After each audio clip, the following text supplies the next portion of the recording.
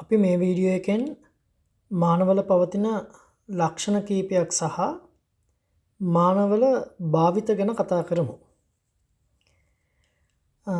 එක විශේෂ ලක්ෂණයක් තමයි යම් භෞතික රාශියකට ඒකක පවතින්නේ නැත්නම් එයාට මාන පවතින්නේත් නැහැ.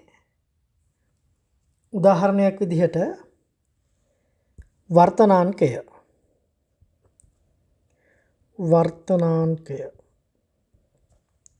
වර්තනාංකය කියලා කියන්නේ මොකද්ද? එක මාධ්‍යයක ඉඳලා අපි හිතමු මේක වාතය කියලා, මේ ජලය කියලා හිතමු. තවත් මාධ්‍යයකට ආලෝක කිරණයක් ගමන් කරනකොට ඒක කෝණික අපගමනයකට ලක්වීම, එහෙම නැත්නම් හැරිලා ගමන් කිරීමට තමයි අපි වර්තනය වෙනවා කියලා කියන්නේ. වර්තනාංකය එතකොට සමාන වෙනවා පතන කෝණයයි වර්තන කෝණයයි අතර අනුපාතයට.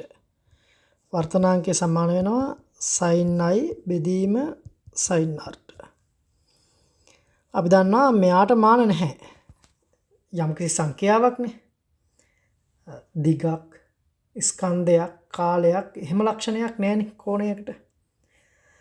කෝණයේ sin අගයටත් නැහැ. ඒ නිසා එයාට මාන නැහැ. මෙයාටත් මාන නැහැ. ඒකට මෙයාට මාන පවතින්නේ නැහැ. එයාට ඒකක පවතින්නේත් නැහැ.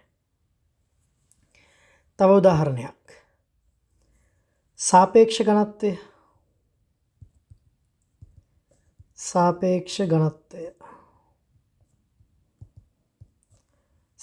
ඝනත්වය කියලා කියන්නේ යම්කිසි මාධ්‍යක ඝනත්වය බෙදීම ජලයේ ඝනත්වය.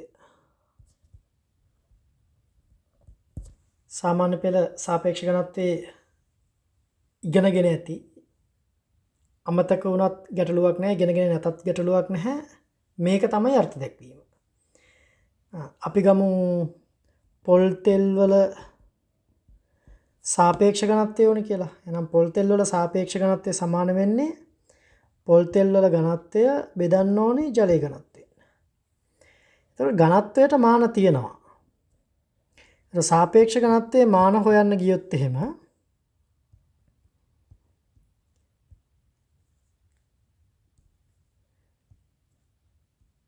ඝනත්වය මාධ්‍යයේ ඝනත්වය බෙදන්න ඕනේ ජලයේ ඝනත්වයෙන්. එයාගේ මාන අතර අනුපාතයක් ගන්න ඕනේ. එතකොට මෙතන මාන වලට මෙතන මාන සමාන නිසා මේ මාන වලට මාන බෙදිලා යනවා. එකක් ඉතුරු වෙන්නේ. ඒ කියන්නේ මාන පවතින්නේ නැහැ. ඝනත්වයේ මාන ඕනනම් මම ලිව්වොත් එහෙම ml ඍණ 3යි. ml ඍණ 3යි. මෙයාලා බෙදලා ගියාට පස්සේ මාන පවතින්නේ නැහැ. සාපේක්ෂ ඝනත්වයට ඒකක පවතිනවද? ඒකක පවතින්නේත් නැහැ. එහෙනම් අනිවාර්යයෙන්ම ඒකක නොමැති භෞතික රාශියක් පැවතුනොත් එයාට මාන පවතින්නේත් නැහැ. හැබැයි අපිට කියන්න බෑ යම් භෞතික රාශියකට මාන පවතින්නේ නැති පමණින් එයාට ඒකක පවතින්නේ නැහැ කියලා. ඒකක නොමැත නම් අනිවාර්යයෙන්ම මාන නැහැ. මාන නොමැත. මාන නොමැත නම් අවස්ථා දෙකක් පවතින්න පුළුවන්. ඒකක පවතින්නත් පුළුවන්. ඒකක නොපවතින්නත් පුළුවන්. ඒ කියන අවස්ථා දෙකම පවතින්න පුළුවන්. දැන් මාන නොමැති භෞතික රාශි ගත්තොත් එහෙම වර්තනාංකය සාපේක්ෂ ඝනත්වය අපි කලින් කතා කරා. එයාලට ඒකක නොපවතී. හැබැයි මාන නොමැති භෞතික රාශියක් තමයි තල කෝණය. මම තල කෝණය ගැන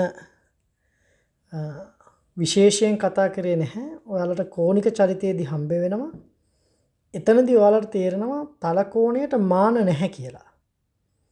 හැබැයි තල කෝණයට ඒකක තියෙනවා. රේඩියන්. ඝන කෝණයටත් එහෙමයි.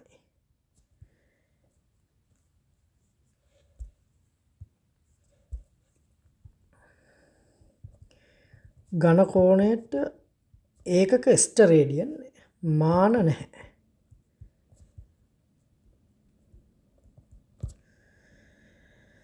right මම මෙතන මේ තලකෝණේ අර්ථ දැක්වීම කියාගෙන යන්නම් මේ අවස්ථාවේ තේරුම් ගැනීම අත්‍යවශ්‍ය නැහැ අර්ථ දැක්වීම විතරයි ඔයාලා මන්නේ අංශක වලින් තව ඒකකයක් තියෙනවා තලකෝණය තව ඒකකයක් තියෙනවා අපි කතා කරන ඒකකය රේඩියන් රේඩියන් එකක් කියලා කියන්නේ වෘත්තයක් ගත්තොත් එහෙම වෘත්තයේ අරය සිම්පල් r නම් මෙන්න මේ පරිධිය දිගේ සිම්පල් r දුරක් මෙනලා ඒ ලක්ෂ දෙක ලකුණු කරගෙන එයාව කේන්ද්‍රයට යා කරොත් මෙන්න මේ කෝණය එකයි රේඩියන්. එතකොට රේඛා දෙකක් අතර මෙතන කෝණය රේඩියන් වලින් කීයද කියලා අහුවොත් එහෙම ඔයාලට කරන්න තියෙන්නේ මෙන්න මෙහෙම වෘත්තයක් අඳින්න ඇඳලා මෙන්න මේ දුර මනින්න කේන්ද්‍රික ඛණ්ඩයේ දුර මනින්න ඒක අරෙන් බෙදන්න. ඒක රේඩියන් වලින් උතන කෝණයට සමාන වෙනවා.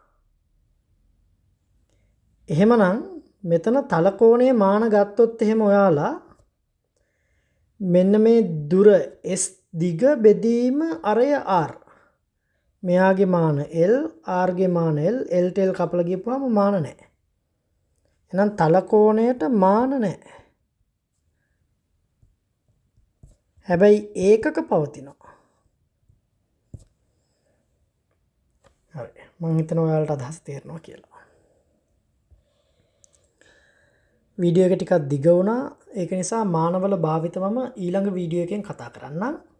වෙන වෙනම භාවිත දෙකක් තියෙනවා. සමීකරණයක නිවර්දිතාව පරීක්ෂා කරන්න පුළුවන් මාන වලින් තියෙන නිවර්දිතාවය. ඒ වගේම භෞතික රාශිය අතර සම්බන්ධතාවයක් ව්‍යුත්පන්න කරන්න පුළුවන්. මේ කියන ප්‍රකාශන වල තේරුම මොකද්ද? තව දුරටත් තේරුම් ගන්න අවශ්‍ය කරන කරුණු මොනවද කියලා ඊළඟ වීඩියෝ එකෙන් බලමු.